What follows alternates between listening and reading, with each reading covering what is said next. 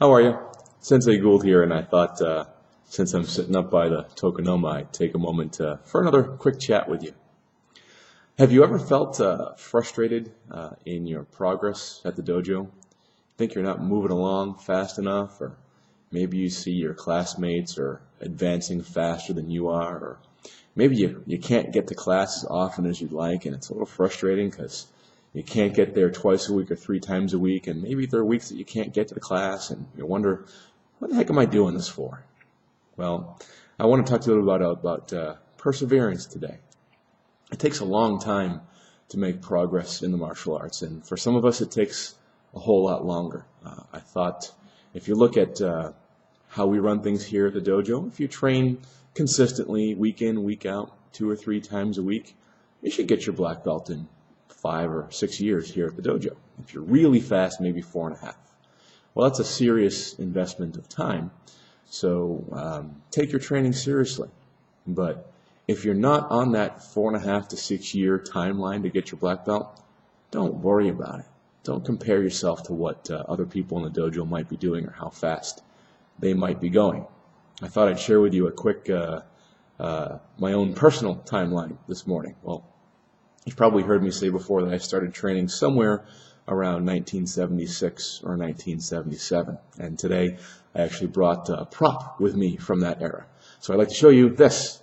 This is my original white belt. The little gi that I wore no longer fits, and this belt no longer fits either. But I keep it with me as a reminder of where I came from in my beginnings in the martial arts. When I started training, I trained at the community center in Sharon, Massachusetts on the shores of Lake Massapog. When I first started training, I was training with Sensei Steve Shatpit and Sensei Brian Murnane, and Sensei Dennis Mann took over the school shortly after I started training there. I want to show you this belt again. It's kind of fun.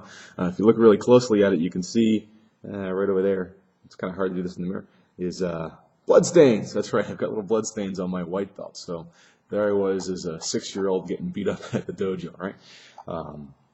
But I stayed at Massapog Martial Arts for a couple years before I quit. That's right, before I quit. And the reason that I quit was because I wasn't moving up in rank as fast as the other students. In fact, it took me about 1.5 years to get my yellow belt. And as a little kid, seeing other people get promoted faster, well, that wasn't suitable for me either. But eventually I found my way back to Massapog Martial Arts because after trying out some of the other schools in the area, I found that they had the best instruction and the best community and the best feel. But now, moving forward in time, if I started my training in 1976 or so, well, I got my green belt in 1986. So from white belt to green belt, sort of a halfway mark in your training, it took me about 10 years to get there. Moving forward in time, from 1986, it was 1991 where I got my brown belt. So my first stage brown belt is equivalent to our purple belt here in the dojo. So from green belt to purple belt took me, well, another 5 years or so. And it wasn't until 1997 that I actually tested for Shodan, first degree black belt. So from brown belt in 91 to black belt in 97, well, that's another 6 years of training. So I am way outside the curve in terms of personal progress and rank advancement by any means in any dojo. I'm the slow guy, so I hope you'll find and take some encouragement in my story.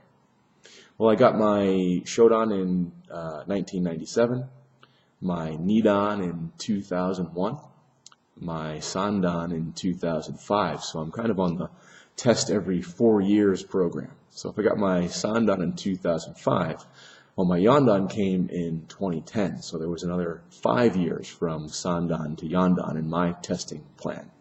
But I am by no means the slowest person to earn rank. I'll tell them a quick story of my sensei, Brian Ritchie. Well, Sensei Ritchie was a 4th degree black belt for 24 years. 24 years without testing, without any visible signs of making any progress. And now he's the head of the organization that I'm proud to be a member of.